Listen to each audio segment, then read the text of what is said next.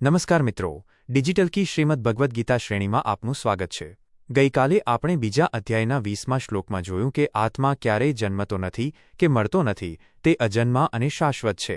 આજે આપણે જોઈશું અધ્યાય 2, શ્લોક 21, જેમાં ભગવાન શ્રીકૃષ્ણ અર્જુનને એક તાર્કિક પ્રશ્ન પૂછે છે કે જે માણસ આત્માની અમરતાને જાણી લે છે તે કેવી રીતે કોઈની હત્યા કરી શકે અથવા કરાવી શકે। 1. સંપૂર્ણ સંસ્કૃત શ્લોક। વેદાવિનાશિન નિત્યમ ય એનમ જમ વ્યયમ કથમ સ પુરુષઃ પાર્થ કમ ઘાત્યતિ હંતિ કમ 21। 2. સરળ ગુજરાતી અર્થ। શ્રી ભગવાન બોલ્યા, હે પૃથાપુત્ર પાર્થ, જે મનુષ્ય આ આત્માને અવિનાશી, નાશ ન પામનાર, નિત્ય હંમેશા રહેનાર, અજન્મા, જન્મરહિત અને અવ્યય, ફેરફાર વગરનો એવો જાણે છે, તે પુરુષ કેવી રીતે કોઈને મારી શકે અથવા તે કેવી રીતે કોઈની હત્યા કરાવી શકે। 3 અને 4 પ્રશ્નો અને તેના ઉત્તરો। 1. ભગવાન આત્મા માટે કયા 4 મહત્વના શબ્દો વાપરે છે? જવાબ: અવિનાશી, નિત્ય, અજન્મા અને અવ્યય। 2. વેદ શબ્દનો અહીં શો અર્થ છે? જવાબ: જે વ્યક્તિ આત્માના સત્યને સાક્ષાત્કારથી જાણે છે। 3. જ્ઞાની પુરુષ માટે ભગવાન શું પૂછે છે? જવાબ: કથમ સ પુરુષઃ, તે પુરુષ કેવી રીતે કોઈને હણી શકે। 4. ઘાત્યતિ એટલે શું? જવાબ: બીજા પાસે હત્યા કરાવવી। 5. હંતિ એટલે શું? જવાબ: પોતે કોઈને મારવું। 6. આ શ્લોક અર્જુનને શું સમજાવે છે? જવાબ: કે તું માત્ર એક માધ્યમ છે, આત્માનો નાશ તારા હાથમાં નથી। 7. શું આત્મામાં કોઈ ઘટાડો થાય છે? જવાબ: ના, તે અવ્યય છે, તેમાં કશું જ ઘટતું નથી। 8. ભગવાન અર્જુનને શું સંબોધન કરે છે? જવાબ: પાર્થ, કુંતીપુત્ર। 9. આ શ્લોકનો મુખ્ય સાર શું છે?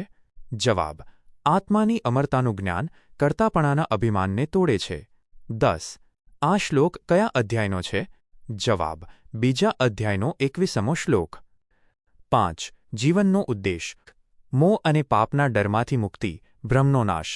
સામાન્ય રીતે આપણે જ્યારે કોઈ અઘરો નિર્ણય લેવાનો હોય ત્યારે ડરીએ છીએ કે મારાથી કોઈનું અહિત થશે તો, અથવા મને પાપ લાગશે તો?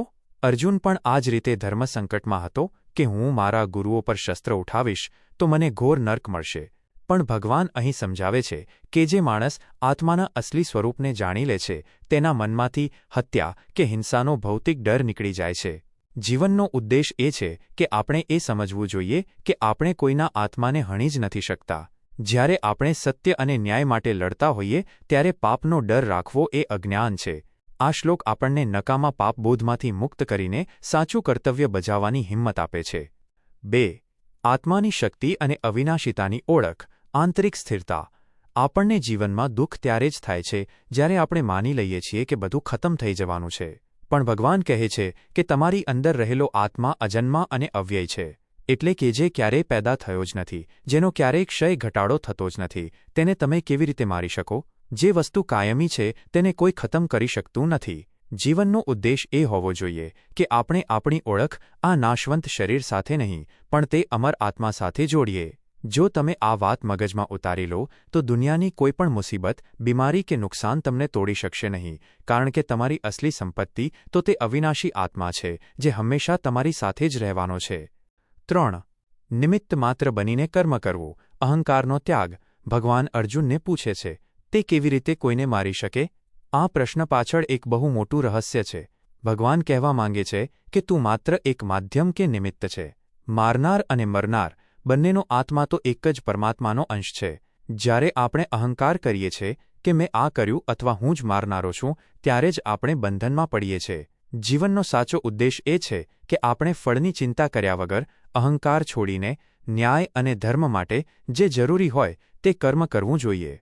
જે માણસ આત્માને અમર જાણે છે તે ક્યારેય કાયર બનતો નથી કે ક્યારેય અતિશય લાગણીશીલ થઈને પોતાનું કર્તવ્ય નથી ચૂકતો। તે જાણે છે કે જે દેખાય છે તે માત્ર એક લીલા છે અને સત્ય ક્યારેય બદલાતું નથી। નિષ્કર્ષ ટૂંકમાં: 1. આત્મા અમર છે, માટે કોઈને મારવાનો કે કોઈના દ્વારા મરવાનો જે વહેમ છે તે કાઢી નાખો। 2. તમારી ખરી ઓળખ શરીર નહીં પણ આત્મા છે, માટે જીવનના ફેરફારોથી ગભરાયા વગર હિંમત રાખો। 3. જ્ઞાની બનીને અહંકાર વગર પોતાનું કામ કરો, કારણ કે બધું જ ઈશ્વરની વ્યવસ્થા મુજબ ચાલે છે। મિત્રો, આજે આપણે જાણ્યું કે આત્મા અવિનાશી છે એટલે તેને કોઈ મારી શકતું નથી. હવે પછીના શ્લોકમાં ભગવાન ગીતાનું સૌથી સુંદર ઉદાહરણ આપશે કે કેવી રીતે આત્મા જૂના વસ્ત્રો ત્યજીને નવા વસ્ત્રો ધારણ કરે છે. ડિજિટલ કી સાથે જોડાયેલા રહો. આવતીકાલે ફરી મળીશું રાત્રે 8 વાગ્યે. જય શ્રી કૃષ્ણ.